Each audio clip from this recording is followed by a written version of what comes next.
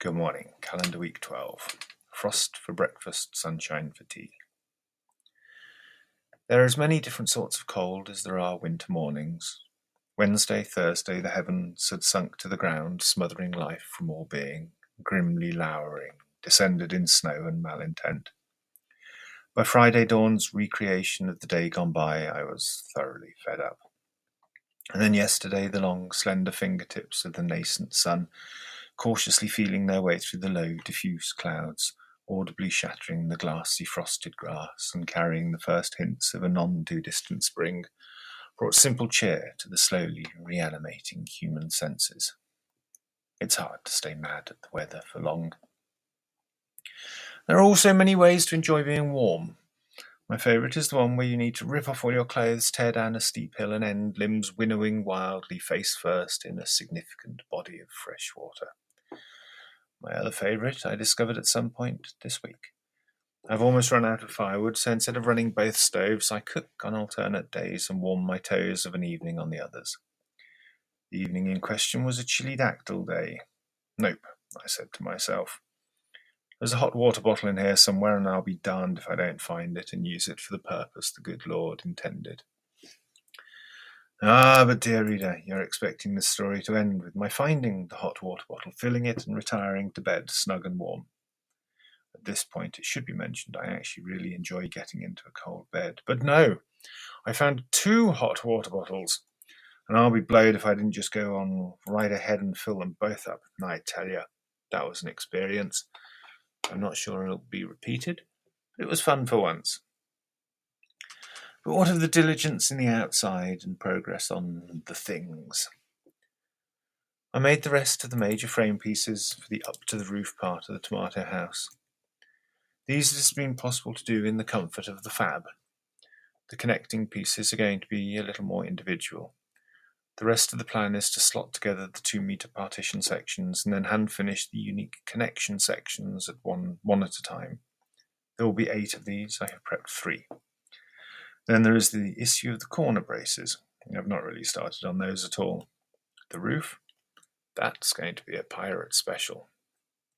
Do you know the expression, don't make things hard on yourself? Of course you do. It is a concept I do not find helpful. I'm trying to learn a new set of skills and I'm making a thing which should be around for a long time. I hope to be able to look at it in years ahead and smile at all the crazy that went into it. The hours and hours spent with hand tools when it could have been done better, faster, and more conventionally attractively with modern inventions and modern power. I'm making a tomato house of faults and ambition, written in the language of joyous ignorance that created this messy wonder. I have also decided to put quite a large brick-built component in it.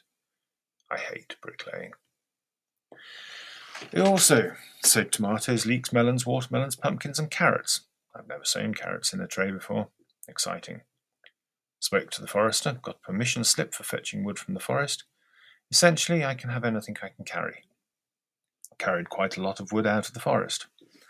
In maybe 6 hours, I collected enough for less than the week of the winter.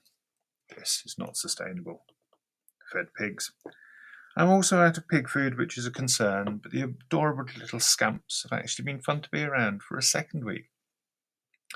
Though there was one day I was sure they were plotting to escape. The perfidious porcine Pinocchios swore blind to me that they wouldn't even dream of such a thing, even as their noses started to swell. The fence is good. Cleaned the bike, oiled and tightened things. It rides now without feeling like it's going to collapse clown-style into an explosion of springs and gears. But I can now feel that the rear axle is certainly broken. That's not ideal. Did the same with the lawnmower and filled it with stale old petrol, and now it won't start. I'll flush that out this week and try again. The joys of cleaning Mr. Choppy Chop can either be done closer to when it is needed, when the ground unfreezes, or I might wait for my old mate Keith to come and do it. He'd like that. I pretty much finished the slides for my vegan self-sufficiency presentation. I'll try to get you all invitations to it if it ever actually happens. This week, tomato house, onions, and probably some more sowing, but it doesn't need to be rushed. And more firewood. Standard. I shall let you know what happened in a week. Until then, be well, and take a long-distance pirate hug, and know that this was written with love for you all. Your loving Pirate Ben. XO. XO.